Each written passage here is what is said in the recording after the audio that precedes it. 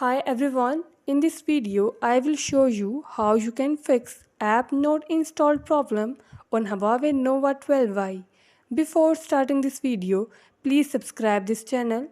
Let's start our video without wasting any time.